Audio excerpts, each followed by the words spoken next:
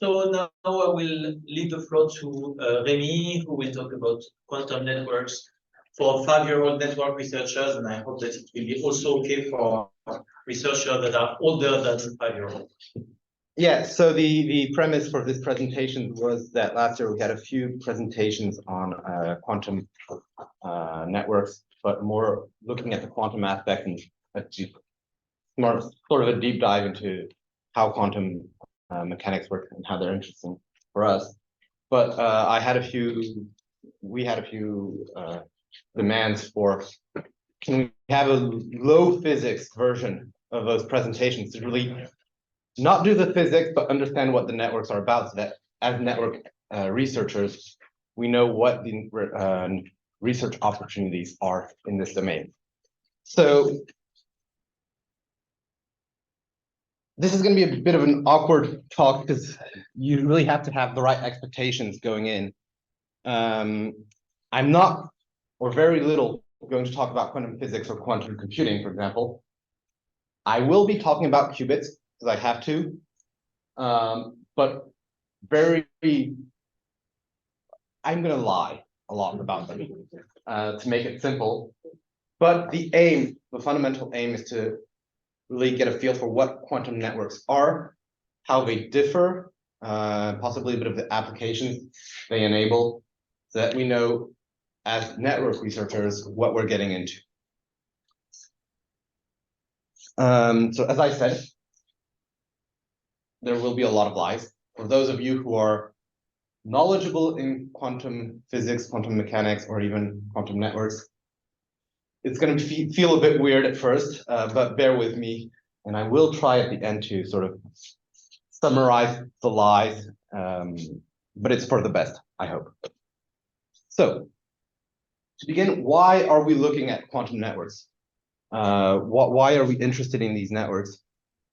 Well, there are two fundamental use cases that we see today in quantum networks. One of them is for transmitting qubits, so quantum states, from one place to the other. This has applications in quantum computing if you want to do distributed quantum computing, for example, but also for quantum cloud computing.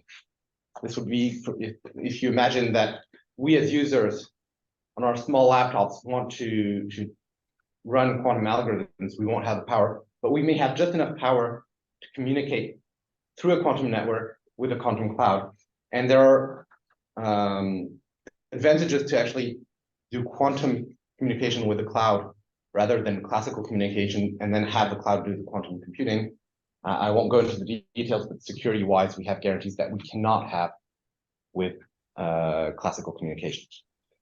And the second big category of use cases is really improving classical distributed algorithms with this little quantum touch. So the most common cited use case is quantum key distribution. I'd argue it's the hello world of quantum networks. So I'm going to use it again, even if you've seen it through every previous talk we've had about quantum networks, because it's really our core use. Well, our key toy example, even though there are a lot of other algorithms. So I just said, talked about consensus algorithms, which are another application, but there are a whole lot. I don't know them all, but I will be sticking to quantum key distribution because it's easy to understand, and it really showcases what quantum networks have to offer that classical networks cannot do. That said, quantum networks are really meant to supplement classical networks. They will not replace them. They actually rely on them to function. So don't try to go into quantum networks thinking this is something that will replace quantum classical networks. They won't. Yeah, already basically said that. Really an extra tool for communication. So going into quantum networks, one of the things we need to understand that will be fundamental in the way we think of them and we design them is losses. One of the big problems we have with quantum networks is losses are huge, and the whole design, I'd argue, of quantum networks is about overcoming these losses. So I mentioned this from the start because a lot of what I'm going to be doing is about how do we prevent losses. just to give you a key indicator, basically you lose 90% of photons over a 50-kilometer fiber, and quantum bits will be encoded in photons, single photons. So 1 in 10 bit will arrive when you send over 50-kilometer, and it's exponential. And we cannot duplicate photons to send 100. So this is sort of the key challenge we have when designing quantum networks. I had the key use cases. This is really the key challenge, and it plays an important role in how we design them. So current solutions to this problem, the most common one is trusted nodes, where we will break the quantum continuity every so often. This is functional for QKD. It doesn't work in the general case. And this is a bit of a hot take on my part, but I find it's really not satisfactory because it's very limited in application. It doesn't scale very well. And if you're doing a security application, trusted node already feels like you're cheating. Hot take on my part. So we're looking for another way of transmitting quantum states over long distances. And for this, we have one fundamental tool, which I will have to talk about, which is entanglement. Entanglement is at the core of quantum physics, but it will be at the key aspect in quantum networks. Namely, it allows us to send qubits, well, quantum states over very long distances without sending them over long distances. And this means that the fundamental aim of a quantum network, if you think of it as a global network, will be just to propagate and distribute entanglement to people in the network. So at this point, these two last sentences don't really mean anything to most of you, but the aim of this talk in general is make sense of these two sentences. What does it mean that that we can send qubits remotely without transmitting them through the network? And what does it mean that quantum networks are here to distribute entanglement? Outline of the rest of my talk. Some background on qubits and entanglement, not too much. How do we transmit qubits without sending them? And what does propagating entanglement mean? And how do we do it?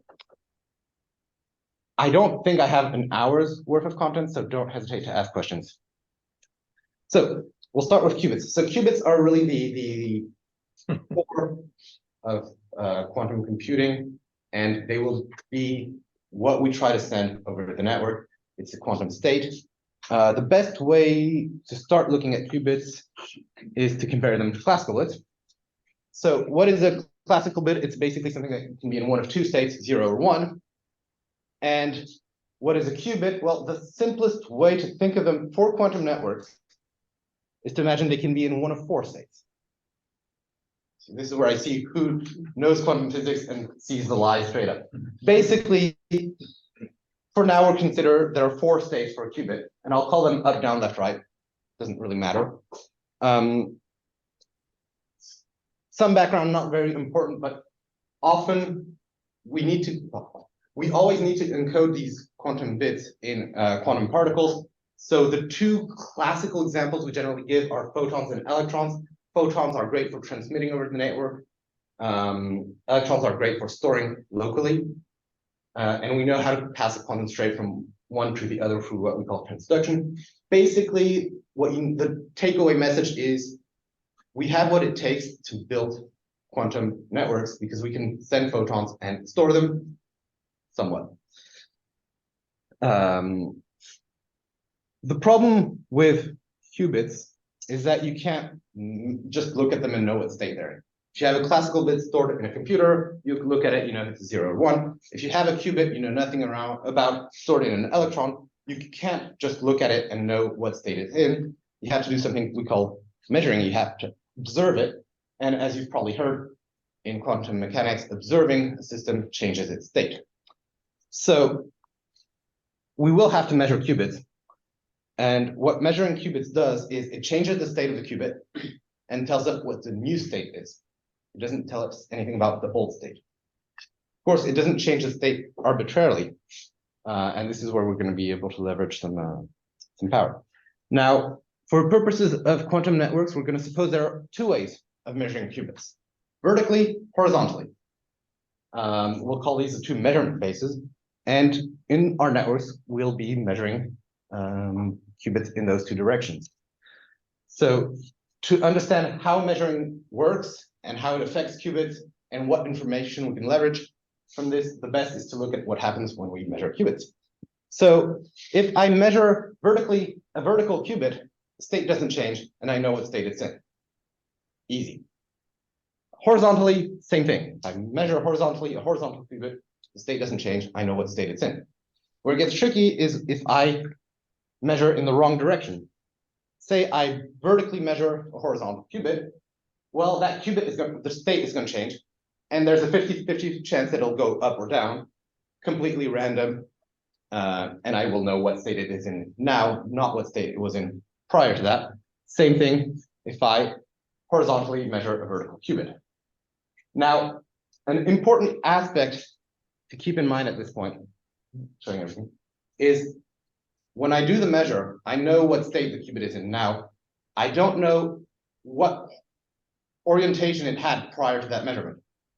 So if I do a vertical measurement and I have a up qubit, I don't know if it's because it was up or because it was horizontal and just changed to up.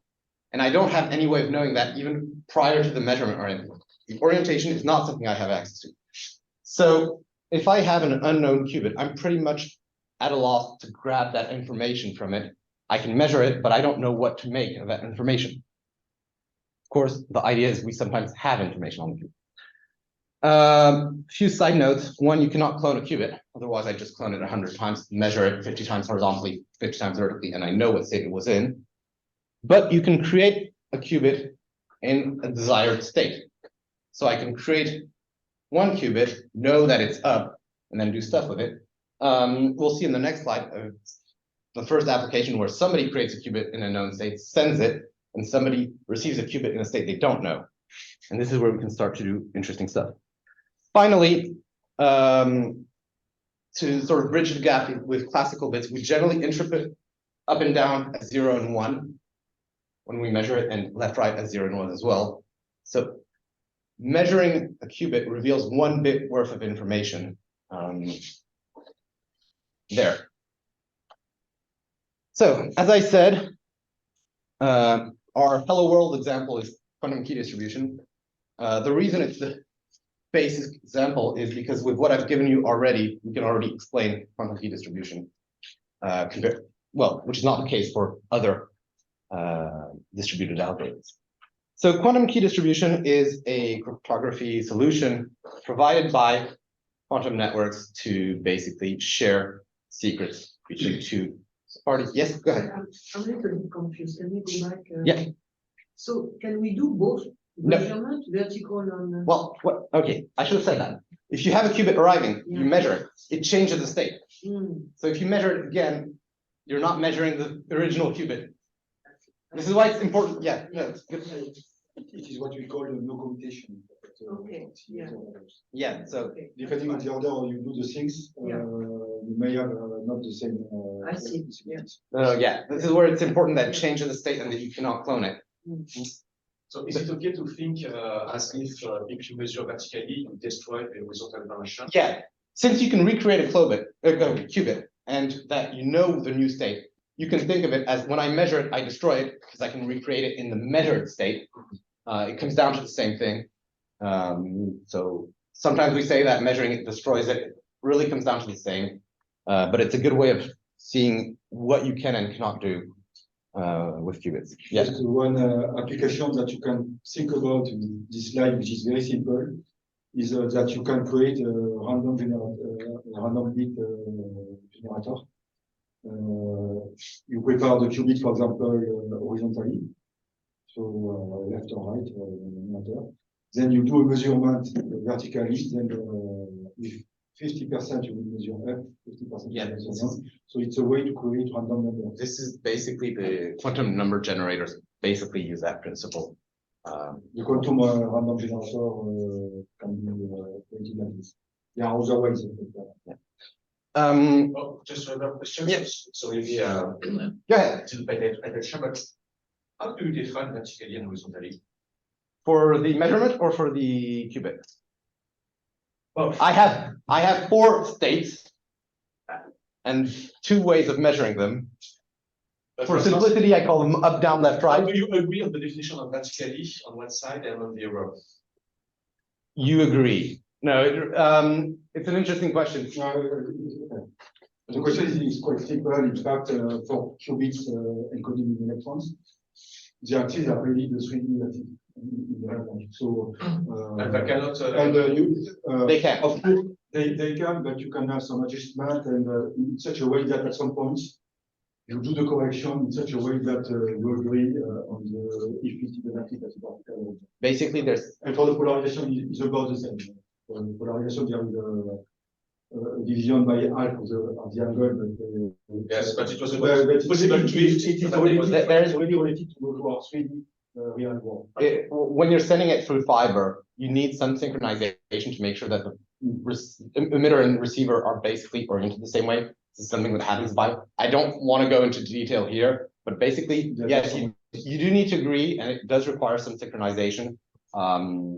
That's yet another thing you need to do to have quantum networks running. But basically, it's possible to agree. So, as I said, quantum key distribution is about creating a shared secret between Alice and Bob with the 2 aims. 1, it cannot be intercepted when we create it, and 2, it shouldn't be breakable regardless of compute power. Today, when we do this in a network, we use RSA, and if you have infinite compute power, you can break RSA. That's not the case with quantum key distribution. So how does it work?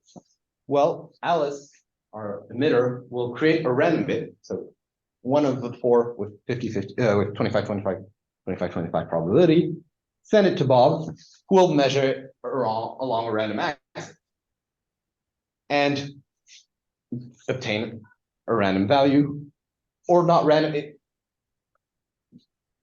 Bob doesn't know what his value corresponds to because Bob does not know what state the qubit was in. Alice does not send the state, tell Bob the state, she just sends the qubit. Now, at this point, both of them publicly announce what axis the qubits they both know we're in. So Alice says, my qubit was vertical or horizontal, but not the exact state. And Bob says, I'm measured vertically or horizontally. And supposing that this is what Alice sends and this is what Bob measures, every time Bob measured the qubit in the same axis as it was emitted, the values correspond. So they have this shared information, this shared secret. Of course, every time they disagree, basically there's no correlation between what was emitted and what was received. So this creates a shared sequence. Is it secret? The real question is, if somebody comes and eavesdrops in the middle, can this be detected? So imagine Alice sends a random qubit and Eve wants to measure. The problem is Eve doesn't know what axis to measure in, so can choose an arbitrary axis or random axis. Given that Alice's qubit is random, it comes down to the same thing, takes her measurements, and then, because she doesn't want to be detected, continues transmitting the qubit to Bob. This is what you would do in classical networks. You would look at the packet and send it along its way. And then Bob measures along a random axis. The problem here is that Eve's measurement changes the qubit inevitably. So as you can see here, even though Alice sent a left qubit, Bob measured a right qubit, which is supposed to be impossible if there's nobody in the middle. But now that somebody's in the middle changing the state, we have this error, if you will. And supposing that Alice and Bob then sacrifice part of their key, well, they can detect the error. They know, oh, something's happening. We can detect that something's not right. Yes. How Alice can measure the phase of quantum qubits? How can Alice what? How Alice Yeah. can reverse the phase of. Okay. You mean, how does Alice know when there's an error here? Both of them are going to sacrifice publicly part of their key and exchange it. Just like they exchange axes, they will exchange a fraction of the values they measured symmetrically. So both will see if there's an error or an error rate that's too important. Does that answer the question? Maybe a related question was, how does Alice knows the original state of the? Oh, Alice chooses them. Alice generates them at random. Well, sorry, chooses at random what qubit to generate. There are ways you can generate them randomly and know what was generated.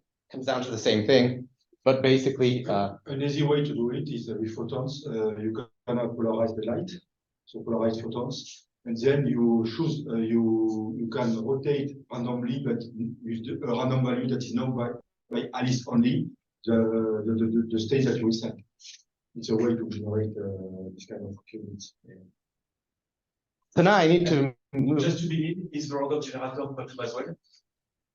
You can do it with, as I said, you can create it randomly, quantumly, and know what was generated. So yes, and I think I'll give no, not quite an example of that. But so entanglement, we have qubits, but as I said, one of the big tools we have for quantum networks is entanglement, and we need to explain that at least broadly to sort of understand how we can actually go beyond what I've shown, because for now we're still sending a qubit from Alice to Bob all the way, and with the losses, that only works on very short distances.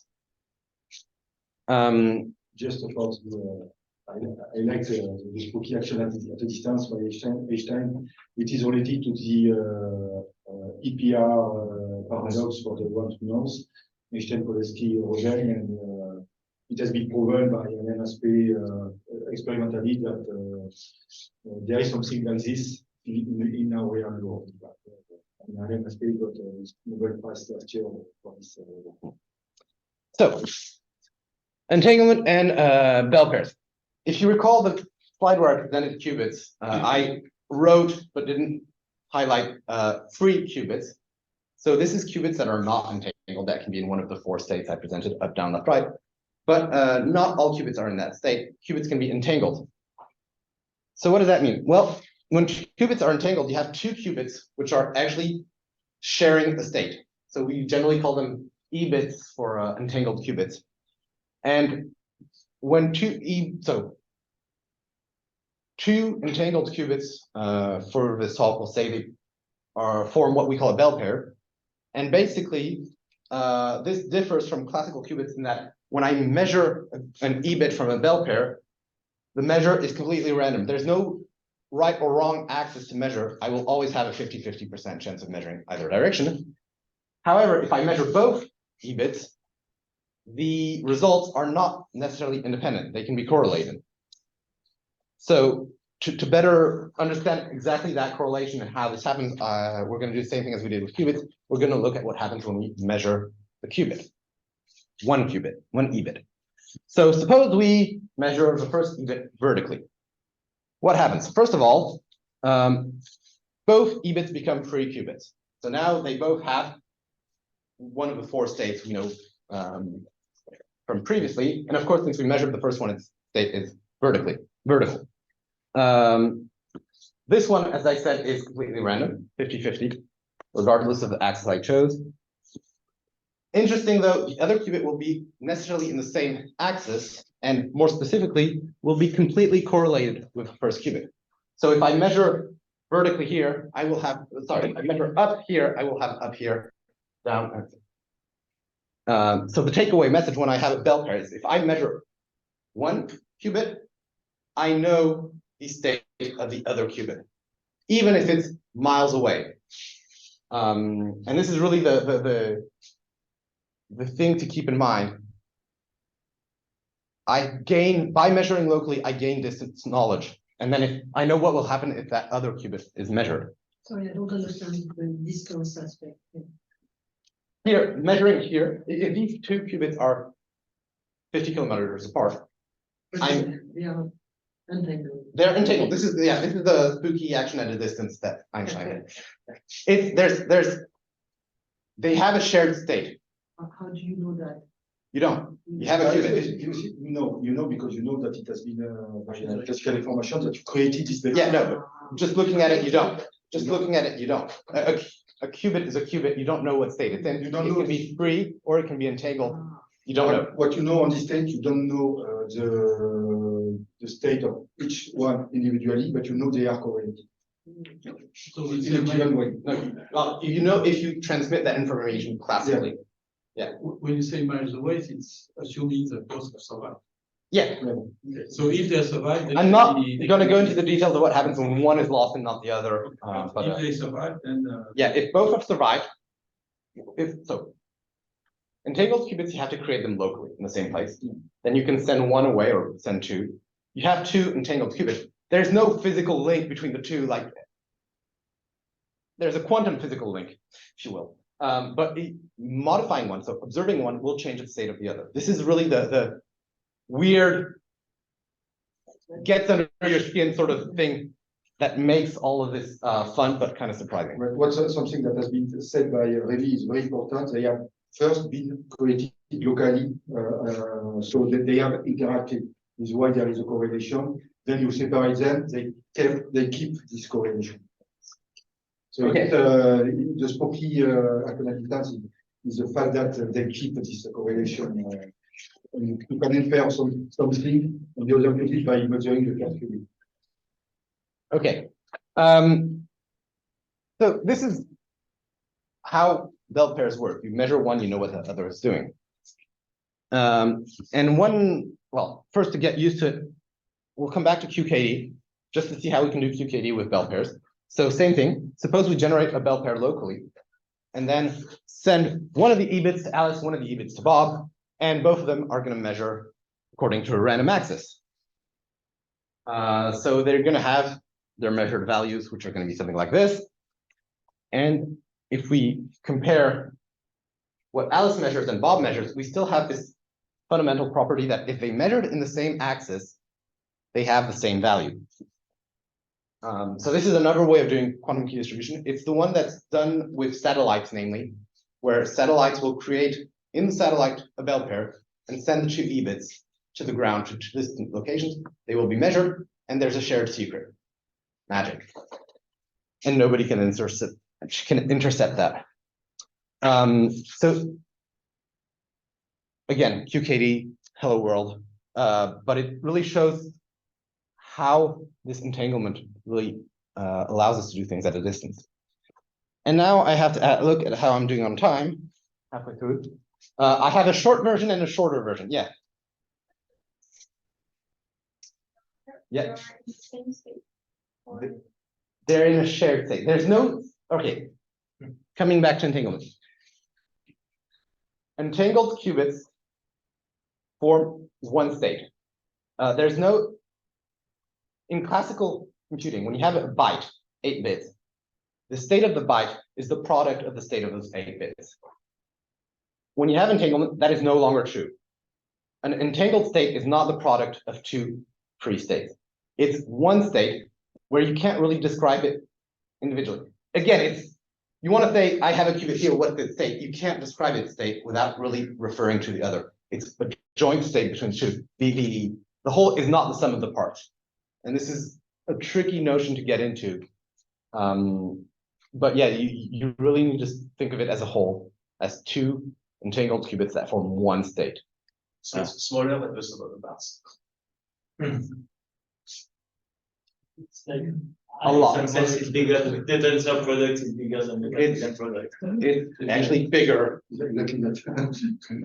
It's bigger, but in a weird way. It's real life, big molecules.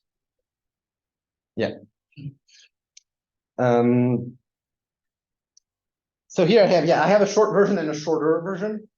Short version, I give enough detail that it still holds up. Shorter version, the lies will start to seep through. Since we're doing okay on time, are you guys? Only short?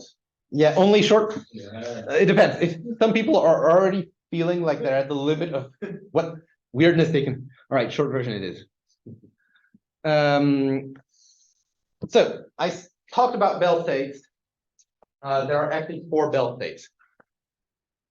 So when we have fully entangled qubits, I didn't say originally if one is measured vertical, then the other is measured vertical. I said they were completely correlated. You can have positive or negative correlation. But you never said fully before. Yeah, because I passed that under the rug. So after measurement, the state of both qubits in a bell state are completely correlated but not necessarily equal. So we have logically 4 bell states. Either, regardless of the axis, I will have the same state when I measure on both sides, or for one, the other, or both axes, I will actually have the opposite state. So, for example, if I measure vertically the basic bell state, they will have the same values on both sides if I measure both vertically. If I only flip the horizontal axis, then the vertical axis will not be flipped. However, if I measure vertically a bell state where we have a vertical flip or both flips, then the qubits will be in the opposite state when I measure on both sides. Is that clear? No. It's very close to random. Say like that. No, if you know, sorry. If I know I have a bell state in the no flip state, Oh, yes. you need to know the state. So there are But 4. you know the state, you got the straight, because we created it. Because you create it, just like qubits. Okay. Qubits, I can measure it without knowing the state, but I can create it knowing the state, and it's the mix of the two which makes it powerful. In the original QKD, Alice knows the state of a qubit that's created, Bob does not, and Bob measures it randomly, and it's combining all that information that makes it work. Here it's the same thing. If we know the flips are the equivalent states of the orientation in qubits. no, they're not equivalent at all. They don't map. Okay, but Yeah, I know, it's frustrating. No, so no flip is the basic bell state, I'll say. And it's the one where we know we have correspondence. We can have other bell states. If I know what bell state I have, then they come back to the same thing, basically. In fact, you can go from one to the other by rotating. You're spoiling the. I say it also. Qubit has 4 states. Yes. And now you are showing. No, I said a free qubit has 4 states, Okay, non-entangled. entangled has only 4 states. Also? And I have 4 ways of creating bell pairs, which are fully entangled qubits. You have only 4 ways to create. So I have 4 base states for non-entangled and 4 base states for entangled. And a lot of stuff under the rug. But same thing, so just to fill my thing, if I measure horizontally something where there's no horizontal flip, then on both sides, I will measure the same thing. If there is a horizontal flip, I will measure opposite directions. Either way, if I know the state of the bell pair, the bell state, and I measure one qubit, I know the state of the other qubit. Depending on the bell state, it won't be the same, but I do know the state of the other qubit. That's the important part to take away, which I wrote here. Yeah. So if you send an entangled pair. Yeah. And you only measure one, Yeah. the other one will still be correlated. No. So I said this when I started talking about bell states. Measuring one qubit, both of them become free. Okay. It breaks the correlation. You fundamentally change the state of the other qubit, which didn't have an individual state already, but now they both have individual states. It's a new state for that qubit. It moves from one to the other. There. So now we need to start working with bell pairs because they are, as I said, Il y a une question there is a question from Marco Levy. Can you measure the bell state of a limit? Yeah. Okay. Can you measure the bell state of an ingot? So yes and no. You can only measure an E-bit the way I did it here. However, if you have two EBITs from a bell pair, you can measure both of them jointly to know what bell state you have. Of course, this destroys the bell state, and you have to be able to do both measures in the same place. If you have a distributed bell pair,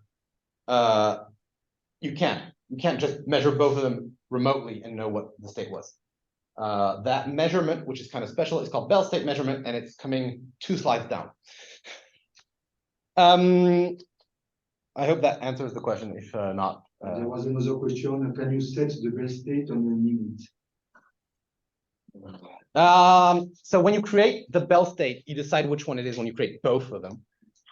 And yeah, I'll just work with the next slide. You can operate on one EBIT to change the bell state, but only if you know what the bell state originally was. Basically, we have 4. So I'll move, and this should answer the question. The first fundamental operation we can do on bell states is what we call polycorrection.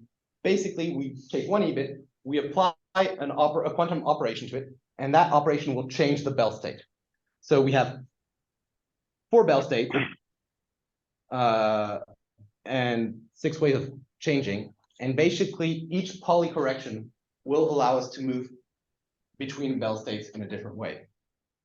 So if I do a vertical flip polycorrection, I'll move from the no flip bell state to the vertical flip bell state and back if I do it again. So we have 4 polycorrections. This one is being a no-op. And these allow us to move between bell states. But again, it doesn't allow us to set the bell state. It just says if I know the bell state, I can move to another bell state. And this is namely interesting because if I know I have a bell state, a given bell state, I can always move by just operating on one EBIT to the basic no flip bell state. And we'll see we often do that. Yeah, go ahead. No pressure on the left, there's nothing. This one, the one that I called no op? Yeah, no, yeah. Just Yeah. I just put it there because it's for completeness sake. Yeah, it's just that the text on the left, there's no flash text on the right. And just a comment, the physical operation that correspond to the vertical horizontal split are rotation in 3D space. Yeah, but we haven't, well, I haven't talked about rotations. So important aspects. It doesn't matter which EBIT we operate on. Bell pair is symmetrical. If you apply the same polycorrection to the same EBIT twice, you come back to the original bell state. If you apply the same polycorrection to both EBITs, you don't do anything because it's all symmetrical. So this is really the way we work to travel between bell states. The other important operation when working with bell states is bell state measurement.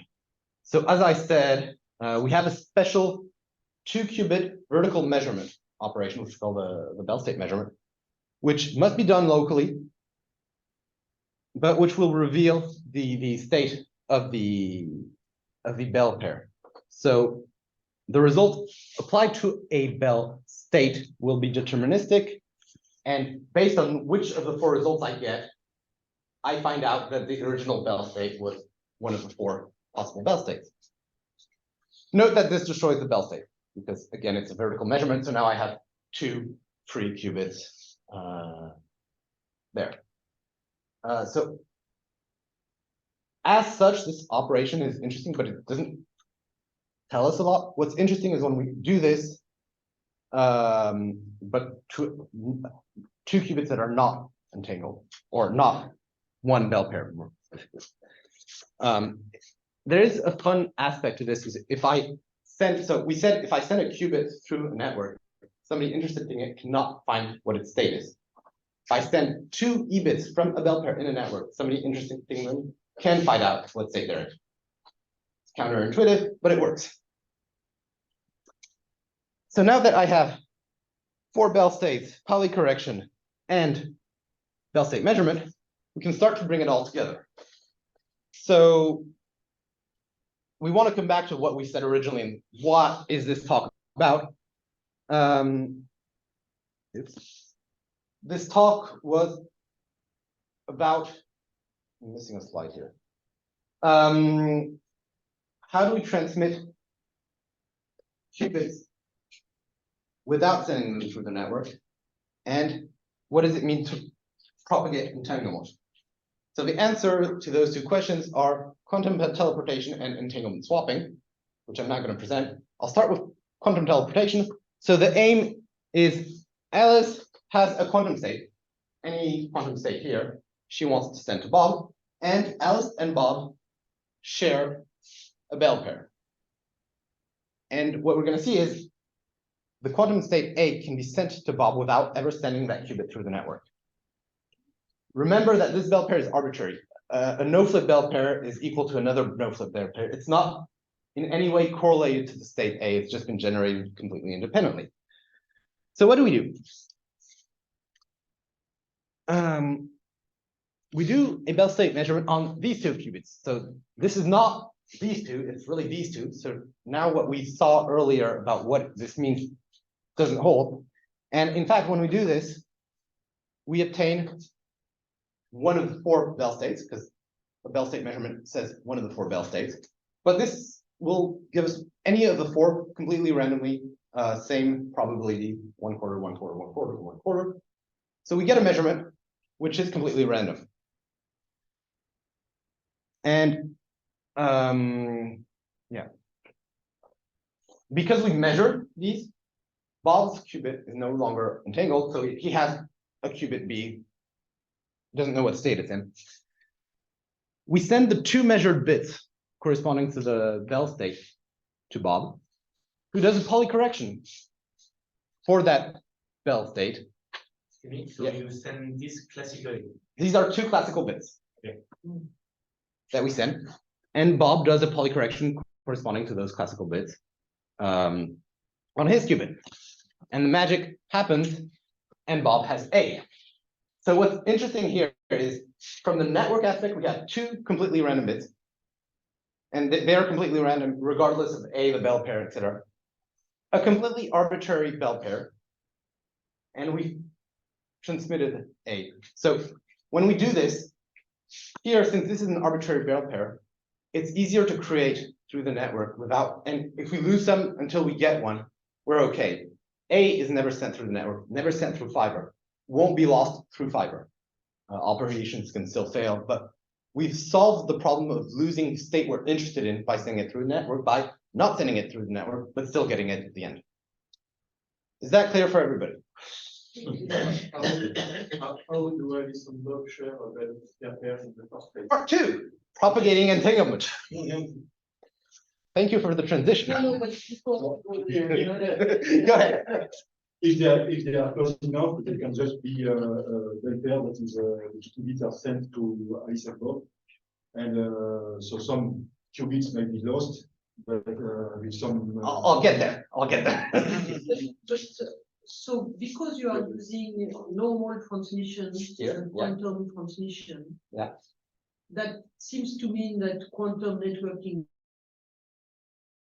is not for speed, right? Is it mostly for security? No. It's for sending quantum states. So you can have applications such as security consensus and things like that, where you're using properties to actually have an extra tool you can't really have through classical means, or for for distributed quantum computing, if you really need to send quantum states, even within quantum clouds. Like I know there's research that suggests that for bigger quantum computers, we'll actually have to have smaller ones that communicate with one another. So this may be locally, so it may not be the same networking aspect. Sorry, does it mean that not all applications are going to need both? That's what I'm trying to understand. Is when you are going to do transmission, are you going to need both the classical transmission and the non-classical? You cannot do anything without classical transmission. Oh, that's what you said. Yeah. Now I understand. Okay. You always have to send some information, but the fundamental thing is the quantum states you're dealing with are more complex than anything you can send through classical bits, and are not obtainable. You can't measure, you can't classically obtain all the information that's in a qubit, right? When you measure it, you lose information. So you can't get away with just a classical network. You do need to transmit quantum states. But to do that, you do need to transmit classical data alongside it to make it work. So both work hand in hand. And last question on that, is the rate, what rate do you need from the classical network? What do you want to do? No, there's a lot of answers to that, and it really depends on the application. There's what rate you need for quantum key distribution depends on how much data you want to send. In terms of classical networks, I'll get there and I'll show a sort of a network at the end where you see that you do need to send data along in all sorts of directions. Generally, the classical network is faster than the quantum network in terms of, sorry, not faster, has a better throughput. So the amount of data you need to send isn't the problem. The round time shift is the problem, because as data is moving through the network, you need to store your quantum state. And we have quantum buffers, but they are short-lived. Yeah. Do you assume that A disappears or? Again, we measure it, so I don't care. Okay, I know what state it was in, I can recreate it. so you assume from now on that it's only Yeah. citable. Effectively, when you do the measurement, A is collapsed into one of your states. So whatever it had information that you did not retrieve here is completely lost. You only have that classical information and everything else is lost. So it doesn't really matter to me whether it's destroyed or collapsed. Just there is the no cloning theorem, and this respects the no cloning theorem. Okay. So you cannot have both sides two copies of A. So that was quantum teleportation. Is everybody okay with that? I can send state A from Alice to Bob with just a bell pair and 2 classical bits. So now we come to the important question: how do I how do I propagate entanglement? So I can, of course, create a bell pair and send one of the E bits locally, but the more I propagate, the higher the probability that I will lose it. So I need to find something where I propagate it a small distance, and then I do something else where I don't incur extra losses. And this is where entanglement swapping comes into play. So entanglement swapping is basically bell state measurement, quantum teleportation, I should have said, applied to. Let me read that again. Yeah, we're going to do bell state measurement and use quantum teleportation to propagate entanglement. So suppose we have 2 bell pairs. What we're basically going to do is apply quantum teleportation to this E bit using this bell pair. So I do my bell state measurement. I get some state X. So this is the measure. Again, it's completely random, 1 in 4 of each possible value. And already here, I can stop because magic happens. And these 2 qubits are now entangled and form a bell pair of type X.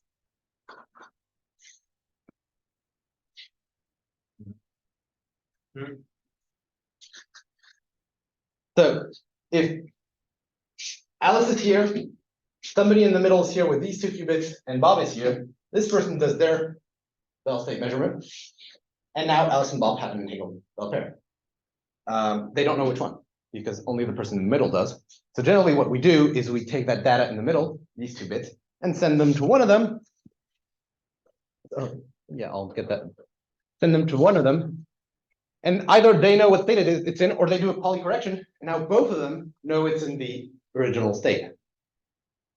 So this is if we move from the canonical bell state on both sides, then we can obtain the canonical bell state at the bottom, and we can propagate this. Just to come back to this, if we have arbitrary bell states here, but we know which ones, and we have a measurement here, this new bell state is a function of these 3 values, and it's a very simple function. It's just an XOR, basically. So there, we can do polycorrection, and this is really quantum teleportation, right? We're teleporting this one here. There. So here the man in the middle, he cannot airdrop, but he can. You need the person in the middle to do the entanglement swapping. Someone you trust. No, this is the fun part. You need the person in the middle to do the entanglement swapping, to do the Bell state measurement. So I generally say Bell state measurement, polycorrection, and the whole is what I call entanglement swapping. You need somebody in the middle to do that and send the information. However, they cannot lie to you.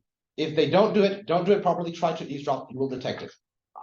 You can detect it. So yes, you do need, you can't, as I always say, you can't prevent somebody from preventing communication, they can just cut the cable, right? But if they don't do what you want, you can detect it. So you will detect any malicious intent in the middle.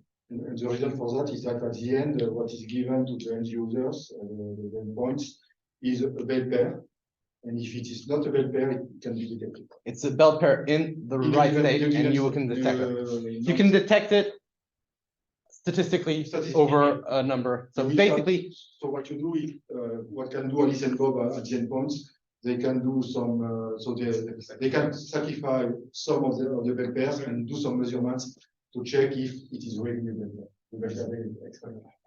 And since quantum networks are all about distributing just bell pairs in practice, entanglement, that's all you get. There's nothing, at the end, I hope to convince you that there's nothing except bell pairs traveling through the network, because when you actually want to send a signal, you're just doing quantum teleportation. You have bell pairs in the network and classical bits. Quantum bits with actual meaningful states don't transit through the network. This is really the odd, unnerving thing when you're a network engineer or network researcher, is the data doesn't go through the network. Maybe something that you didn't, say also in terms of application for distributed quantum computing. In fact, what you will do is to have quantum teleportation for each qubit going out of quantum computer. Quantum teleport them to the other computer, but you then get the qubit as an input for a new quantum computer. Yeah. Question. So now you have a new bell pair that is farther apart than the original bell pairs. And to what extent does it diminish the probability that it will survive? Okay. If I oversimplify things, most losses happen in fiber. There's a lot less loss in repeaters. I'll get to that at the end because I'm leaving something completely out, which is, I'll get to it. But basically, when you have a network, what you're going to do is you're going to generate a bell pair along each link. So here you'll have losses linked to that link. But say this is 50 kilometers, so 1 in 10 will survive. If everybody generates 20, everybody will have 1 at least that survives. And so the throughput will be, say, 1 in 20. Whereas if I try to send it all the way, it'll be in 1 in 10 million. If I have 7, I don't know. So we get to this point where we have a good enough throughput locally along each link, and then we can do the entanglement swapping to propagate without or with less losses. So what you'll do is you'll have entanglement swapping happening in different places. You'll get, you'll have bell state measurement happening. Now you have certain bell pairs. You can do that again until you have an end-to-end bell pair. Of course, to know what the bell state here is, you need the information measured here, here, here, here, here, here. So there are 2 ways to get around this. Either every time you do a bell state measurement, you do a polycorrection, and everybody is only working with the canonical bell state, or you send all the data to one person who will be able to reconstruct what the final bell state is. This is generally better because each polycorrection adds error. And here you don't even need, depending on your use case, you may not even need to do a final bell polycorrection if you know what the entanglement. Yeah. Last and not least, you may notice that at this point we can just do all the bell state measurements at the same time or in any order, it doesn't matter.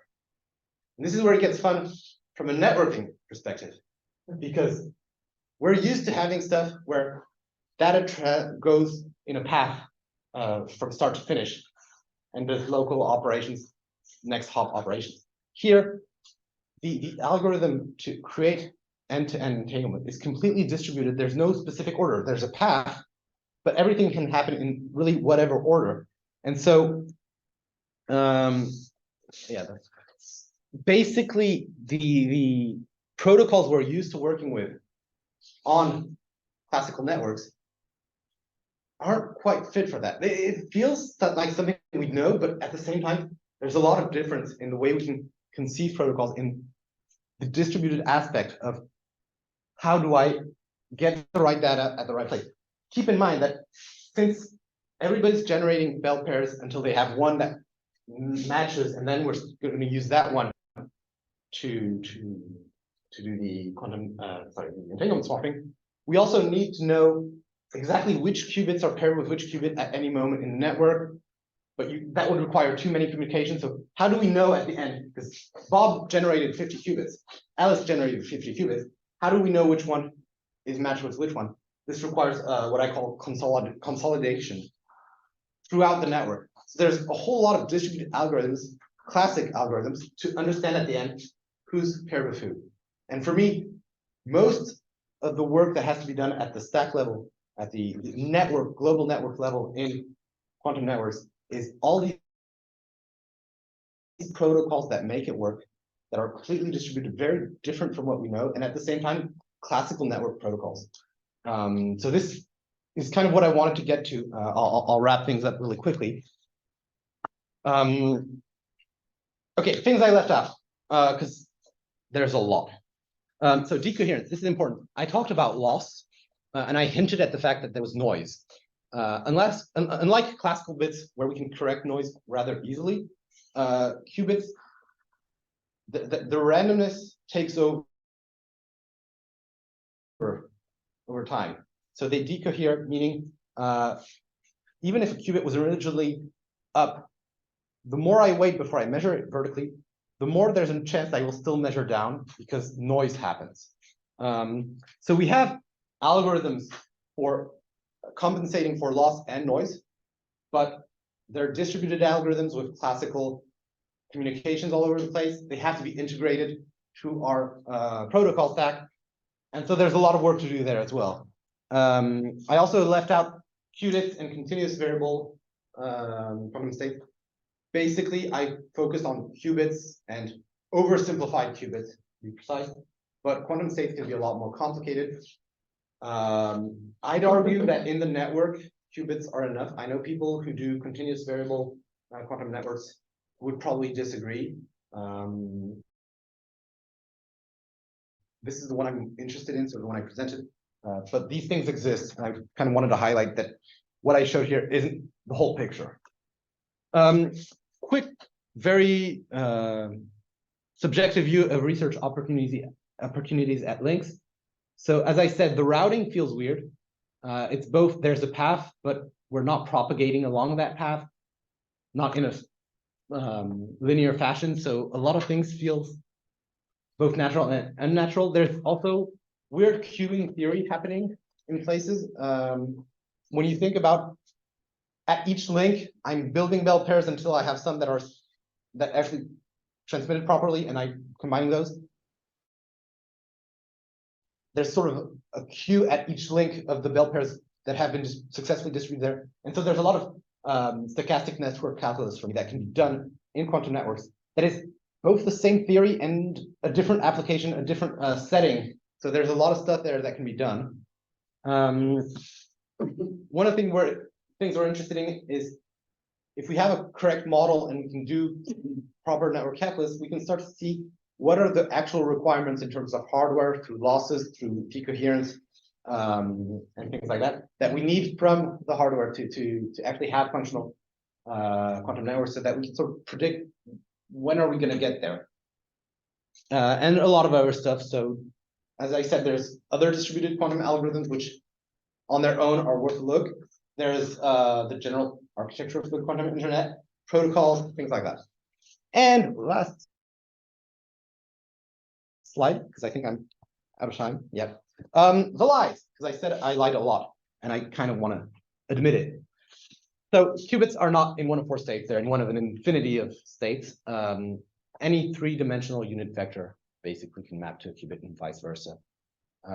But the four states I presented, I argue, are enough for the networking aspect. They are clearly not enough for quantum computers. Six would be better.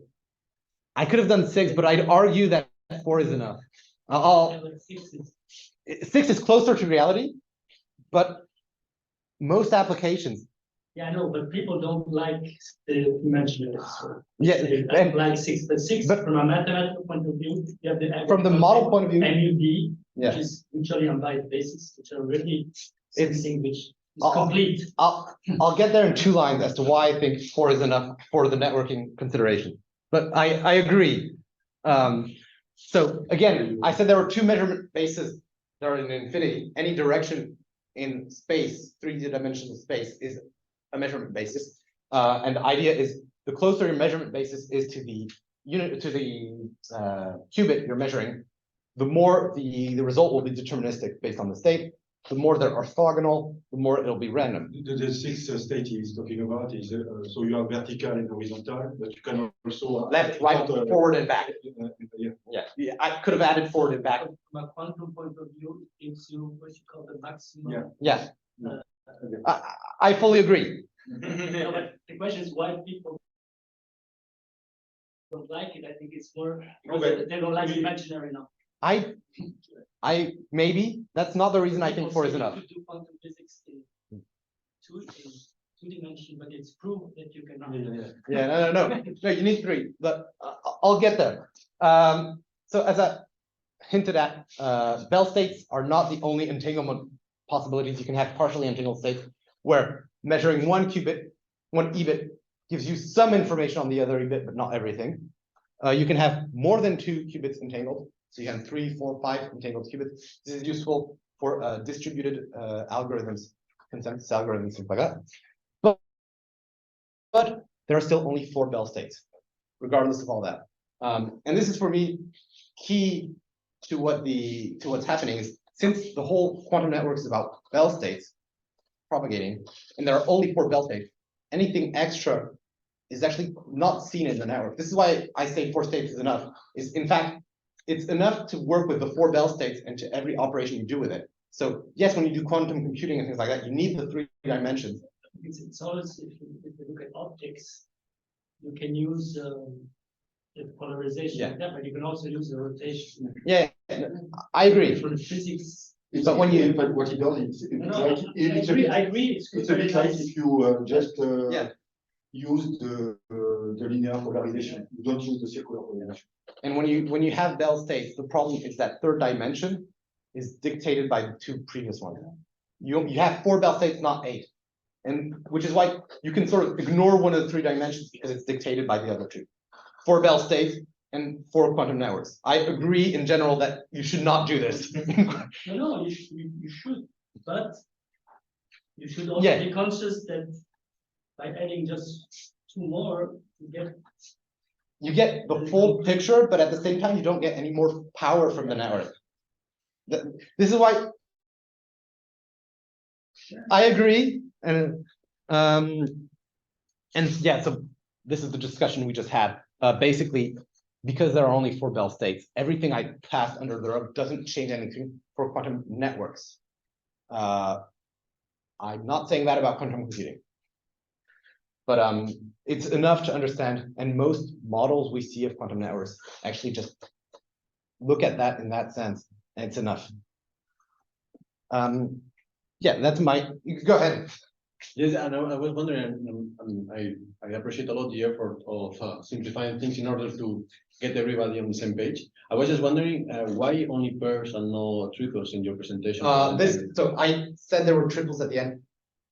Honestly, because I wanted to keep it simple. For now, we're looking more at bell carrier transmission and 2 qubit entanglement. I haven't started thinking about what happens when you try to do the routing in a sense for 3 entangled qubits. It gets more complicated. It's something I want to do down the line in like 5 years when I know what's happening with 2 qubits. It's definitely an interesting question. Also, because of quantum teleportation, if you have 2 qubit entanglement with everybody, and then somebody creates a 5-qubit entangled state, he can share it with just those bell pairs. So you can actually propagate multi-qubit entanglement, even if your network only has bell states. Does that mean it's the right way to do it or not? I don't know. Maybe for some algorithms, security-wise, it's not practical. I don't, because you're giving one person the power to do the entanglement, which is, if you have consensus algorithms, stuff like that, not satisfactory. My question was more about, I mean, have you seen that maybe when we think about entanglement repeaters, that maybe they establish only for pairs, or there are people working on using I haven't triples? seen anything on triples. If you look at what is done at the IRTF, Internet Research Task Force, so the research part of the IETF, there is a working group on quantum Internet, quantum Internet research group, and they really look only for the moment at bell pairs. Of course, you can use, there are some people that use other states, the so-called GHZ states. But if you think about it, having bell pairs distributed in a network, you can recreate the state in some local operation to get such kind of triplet or more bigger number of entangled qubits to do other things, starting from initial bell pairs. Another aspect, so not quite the same, but with quantum error correction codes, you'll have a lot of actually entangled qubits go through that are more than 2 entangled states, but they're generally still between 2 endpoints. So it's halfway there. I haven't seen entanglement between 3 endpoints really come up, though I think a lot of algorithms probably have that. I've never seen that from the network aspect. But I know it's something that needs to be kept on the side, because when we start designing protocols, it's nice to have that in mind. Say we should still be able to introduce that in later and not lock it out. Yeah. And for the other question, if you think about what you are thinking about today, are quantum redistribution and distributed quantum computing. And for these 2 applications, the pairs are enough. Yes. But there are other applications that may require, if you have some kind of quantum consensus algorithms, then you may need more. But for the moment, we don't look at this application. Any other questions, or is it way too late for questions? For the technology, so most, I think, good ideas come because people use photons. Yeah. And do you know of some experiments where really they do the mix up, for example, superconductors? I don't. I'm a network person. I'm not a physics person. That's him. No, I don't.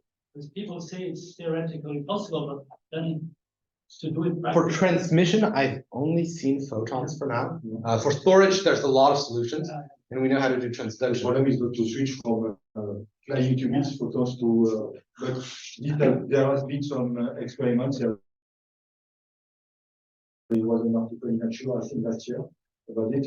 If you have multi, I think it was 2 or 3, I don't remember, quantum swapping, entanglement swapping, sorry.